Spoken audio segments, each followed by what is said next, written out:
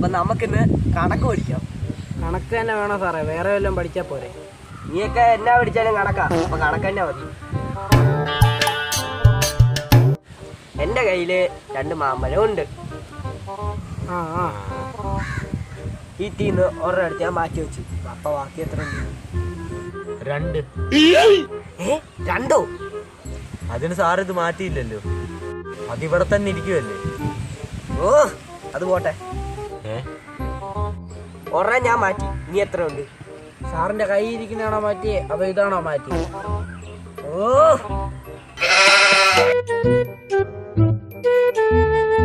നീ പറയടാ, ഒരെണ്ണം മാറ്റിയ ബാക്കി എത്ര ഉണ്ട്? എന്തിനാ സാറേ അത് അവിടുന്ന് മാറ്റുന്നത്? അതാർക്കും ശല്യം ഇല്ലാതിരിക്കല്ലേ?